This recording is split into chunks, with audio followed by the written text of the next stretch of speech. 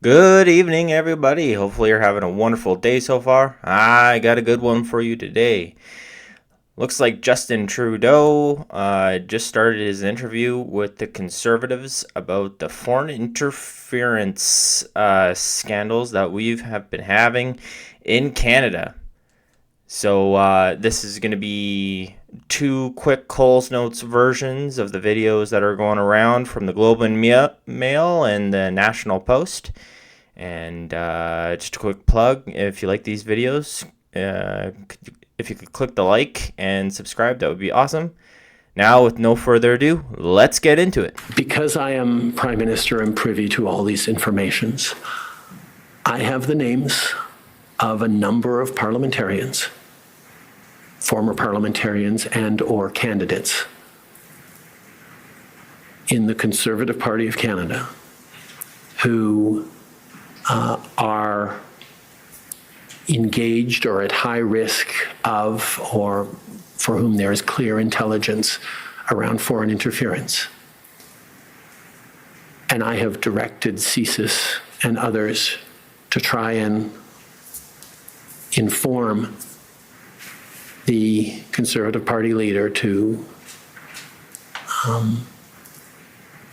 be warned and armed to be able to make decisions that protect the integrity of that party, of its members, from attempts at activities around foreign interference. And the decision by the leader of the Conservative Party to not get those classified briefings means that nobody in his party, not him, and nobody in a position of power knows the names of these individuals and can take appropriate action. It also means nobody's there to stand up for those individuals if the intelligence is shoddy or incomplete or just allegations from a single source.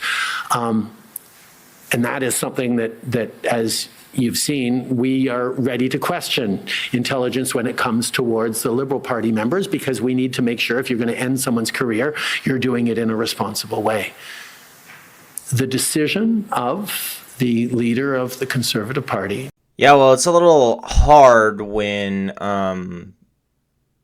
you're in between, you're like Pierre, who's in between a rock and a hard place, because if he gets his security clearance on this and gets all the names, he can't talk about it on question period, and he can't release the names to the public, which it should be the public who knows all of these people who've betrayed Canada. Now, I do agree with Trudeau, and you're not going to hear those words come out of my mouth very often, that you have to do meticulous investigations before you end anybody's career and let out any names. But as I said, if these people are at risk, at least, or under suspicion, then you should unclassify them and release it to, well, you keep it classified, but you could also give it to whoever has security clearance in the Conservative Party, because I think there's a couple of people there who actually have this level of security clearance, and then they could possibly elude or something, maybe Italy. I'm not quite sure. I don't know what they'll do, but like I said, Pierre Poilievre, it is kind of hard, because if he does take this clearance and gets those names, he's kind of like Jagmeet Singh, where Jagmeet Singh almost broke the law when he was talking about it, when he said that one of the targets of this foreign interference, Jagmeet Singh let it slip that he was one of the targets, which could have gotten him in huge trouble. And we're kind of in the political realm here where Pierre Poilievre doesn't want to get into that, where he doesn't want to be muzzled by the government, which totally makes sense because he's the only one speaking out about this stuff. And if he tries to, he'll have to dance and elude around it. And if he makes one slip, then the Liberals will be on him like stink on a warthog. Let's go with that analogy. Anyways, let's continue. To not receive the necessary clearance to get those names and protect the integrity of his party is bewildering to me and entirely lacks common sense. Now here's from the National Post, some later questions he was asked after he came out and accused the stated that the Conservative Party of Canada has some people under investigation who are accused of being betrayers of Canada, pretty much, either wittingly or wittingly. So let's see how he handles going up against questions from a Conservative here. Like I said, this is from the National Post. Many cases regarding different parliamentarians, and it is very possible that a number of those parliamentarians will have had visits from CSIS and either defensive briefings or others to try and mitigate the risks that they are going through. That is different from a leader choosing to willfully remain ignorant of very serious contentions, including by the NSICOP, that the leadership race that elevated him to leader. You can just see the pain and angst on the questioner's face. I think he's in a slight meditation right now. Like, oh, okay, let's just survive this. You're good to go. You're good to go. 10 more minutes. You can do this. Was compromised by foreign interference. And if the tool of the TRMs were used, you couldn't use the Leader of the Opposition's reluctance to obtain security clearance as an excuse not to provide that information to the CPC. Isn't that correct? I'm sorry, I'm not following. Can you rephrase the question? Sure.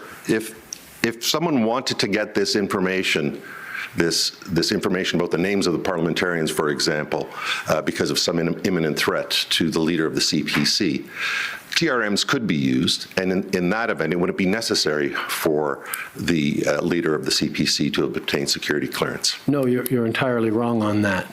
If you were to know that a certain candidate had a high degree of exposure to foreign interference and vulnerability, either witting or unwitting, giving a threat reduction measure to that candidate would not necessarily, and quite frankly, in my experience, highly unlikely to have the candidate spontaneously decide to step down as either a candidate or a member of parliament and not run in the next election. Well, yeah, because you have a bunch of, how do I term this correctly without sounding too judgmental?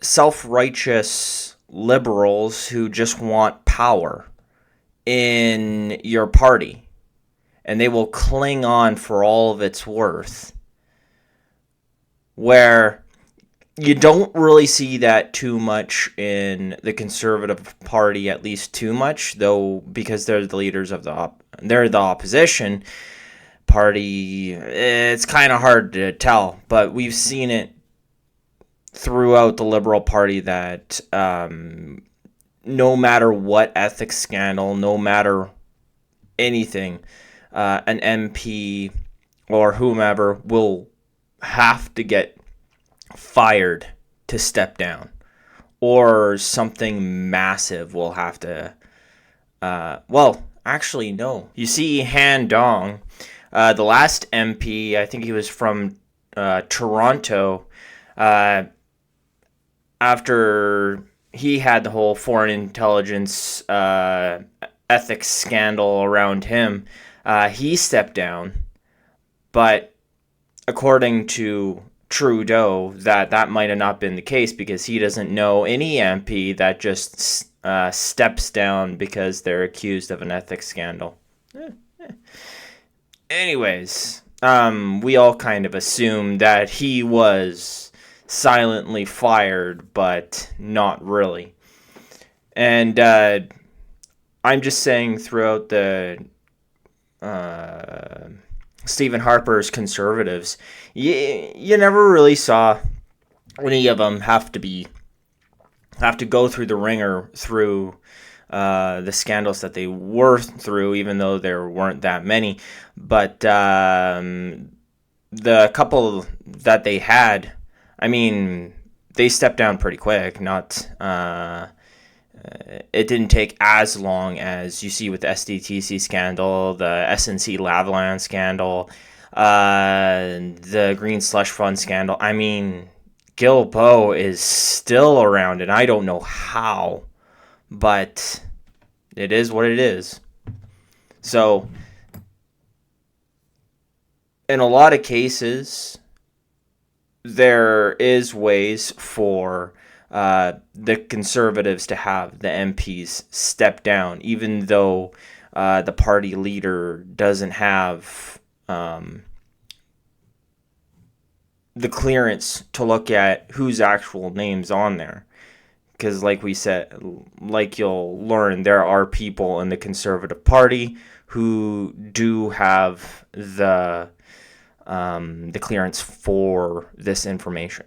That is a determination that only a leader can make, looking at the vulnerabilities of that candidate, looking at the behavior, and to use the words of the NSIA, potentially poor judgment or inappropriate behavior or untrustworthiness. Those are the kinds of things that only a leader can actually ensure for the team that they're building, and potentially future ministerial elevations that would then have to run into a security clearance process that would stop them like a brick wall. Knowing that as a leader, as you are hoping to become prime minister of this country, would seem to be a very basic bar to hit if you want to take national security seriously. But the underlying premise of that answer you just gave is that the TRM can only be directed at the person affected and not the leader of the opposition. Isn't that correct? The TRM could be directed to Mr. Poilievre. The identities of the people involved are themselves classified and available to only those with top secret clearances. So certainly CSIS could go to the leader of the opposition and say, you really have to be careful to instruct all of your MPs to stay away from this country, or to be concerned about diplomats from that country, or not accept money, or not accept support from these particular diplomats. But the TRM would be unable to identify which of those individuals are in question unless the leader chose to get a security clearance to be able to hear those names. And the fact that the leader does not leaves him in a position of being unable to protect the integrity of his party. I'm going to suggest that you're wrong on your understanding of the law as to what a TRM can and can't do and who it can be directed to. And I'm going to suggest that... So if you didn't know, and I'm just going to pause it here real quick, a TRM stands for a threat reduction measure. And going to the Appendix D of the Foreign Interference Commission of Canada, they say TRMs can generally be understood to take the form of one of the three broad categories of activity: messaging, leveraging, and interference.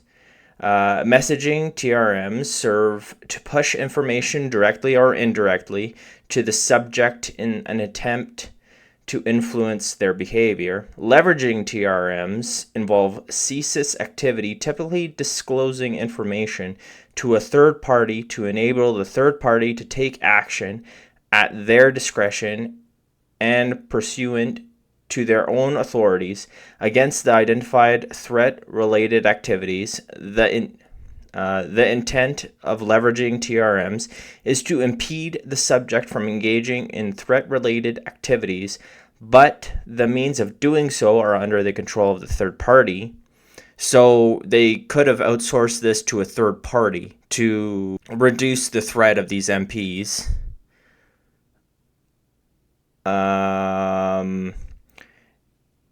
And an interference TRM, which are measures whereby CSIS officials directly affect the ability of the subject to do something. The intent of interference is to impede the subject from engaging in an activity assessed to be threat-related. So there are multiple things where they could have done, but they didn't.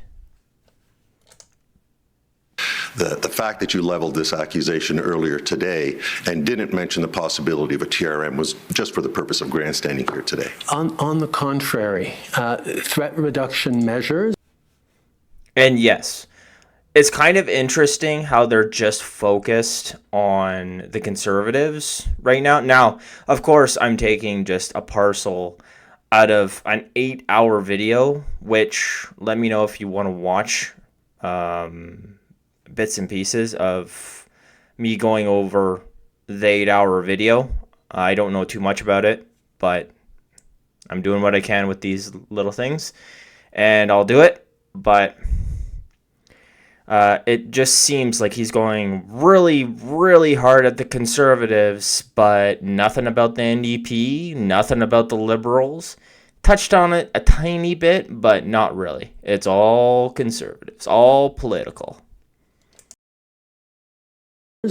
Are regularly used to highlight to people potential vulnerabilities. But having watched many, having known a number of parliamentarians who went through TRMs, they often come out of TRMs with a general sense of having to be more careful. But specifics are often not given, and there is no guarantee that a TRM to the leader of the party would include the names of the people most at risk or most engaged in potentially problematic activity. And that's why the refusal of the leader to actually access the intelligence on those names is, as I said, bewildering.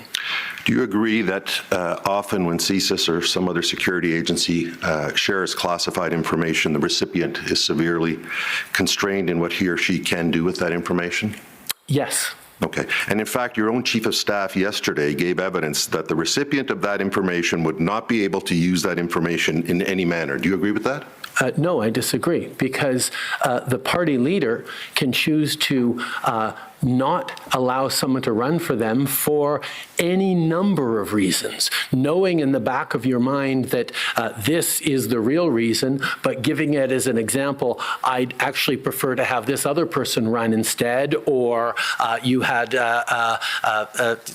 sketchy business dealings in the past, that means we're not going to go with you. There are all sorts of reasons that do not prove injurious to national security. The leader has a level of power over who runs and what roles they have that doesn't require them to explain themselves. So again, the choice that Mr. Poilievre has made to not avail himself of available information, of readily available information to him if he were to get a security clearance and choose to take national security issues seriously, is unfortunate and shows a lack of seriousness around national security.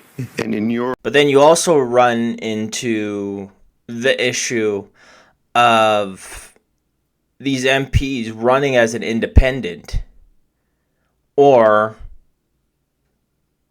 well, probably just as an independent, I'd say.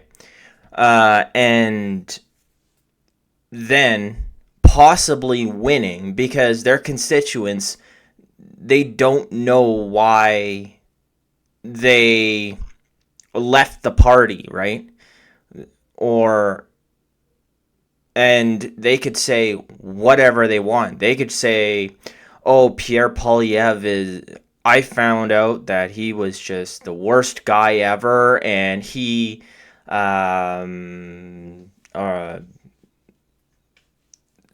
mentioned something to me, or oh, the conservatives are just corrupt and whatever. Like, they could just make up a story of why they left, and then run in their own constituents, and then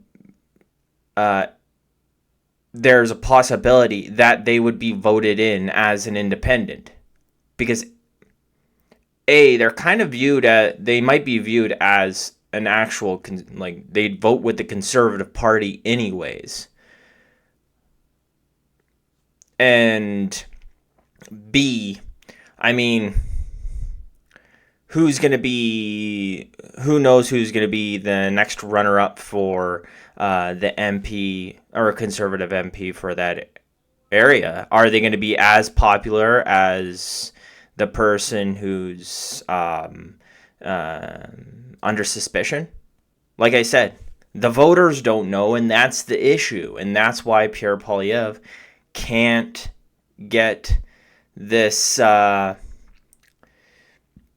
this clearance, is because then the Liberals can just hide it from everybody and then sweep this all under the rug. And that's exactly what Trudeau wants. And this is exactly what we have to avoid. Your salacious testimony earlier today, you mentioned that you're aware of the names of past and present Conservative parliamentarians, former parliamentarians, candidates that are in risk of being compromised by foreign interference. I'd like to ask you, are you aware of the names of any Liberal parliamentarians, former parliamentarians, or candidates that are at risk of being compromised by FI? Yes, and for other parties as well, because I have access to large amounts of information. Right. You didn't mention those today, right? We spent an entire... Name the parties, Trudeau. Is it NDP? Is it Green? Is it the Bloc Québécois? Is it the PPC? Or are they those independents that are in Parliament right now? Who are they? We don't know. Session, the last time we had a public hearing talking about concerns and named individuals that that CSIS and intelligence agencies had within the Liberal Party. Don Valley North comes to mind as a riding. So, as I have said many times, there have been actions taken and choices made based on information we got because I had that security clearance. Right. Mr. Poilievre has decided not to get that security clearance, so he can't even know how to begin or not to make decisions regarding that information. Okay, so you've acknowledged Mr. Dong. I want to see if you can help us with, in connection with the warrant application that we were talking about earlier, that I was talking about earlier with you. So he hasn't let anybody else go yet, but he knows the names of these people. So he knows the names of these MPs. He knows who's pretty much betrayed Canada, but he's not going to do anything about it. And he's the Prime Minister and a leader of a party. And he's wondering why Pierre Poilievre doesn't want to get clearance.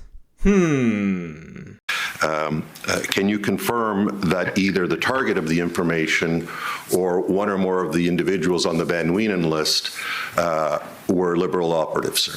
We object to that question on the grounds of national security. With all due respect, Madam Commissioner, when it suits the Prime Minister's purpose to say that there are Conservatives on a list that he can discuss or he can't discuss, that's fine. But when I ask for confirmation if there are Liberal operatives that are on a list, I said yes. My friends. Well, I'm asking you in particular on that list there. But that is on the warrant or on the Van Wienen list. The Prime Minister has absolutely no engagement or authorities or involvement in the granting of CSIS warrants. That's a very different thing than concerns about parliamentarians who may have been exposed to foreign influence. And your attempts to conflate them are simply ineffective. Well, you're attempting to evade the question. I just asked you if any of the names there were Liberal operatives, not whether you could or couldn't do anything about it. That's all I'm asking for confirmation of. Well, I'm not sure what we're talking about. If we're talking about the warrant, anything that might be related to the warrant, then there's an objection to the question. If we're talking about some other list, then ask the question about the other list. So it's about the warrant? It's about the target of the warrant or the people that are named in the Van Wienen list that accompany the warrant. So the questions are noted. I have no choice, as you know, and we'll see whether the commission will pursue these questions or not. Thank you, Madam Commissioner. Thank you. Unfortunately, I couldn't find anything about this Van Wielen list they were talking about, so I couldn't really look to see if there's any correlation with the names that they were talking about, but I'll keep on looking for that online. Hopefully next video I can let you guys know, and let me know in the comments below if you guys want to see a breakdown of the whole 8-hour video. I'll probably chop it up into multiple videos, and I might go do that if this interests you guys. So if it does, comment down below, leave a like, and if you like this video, please subscribe. And that's all, folks. Have a great day.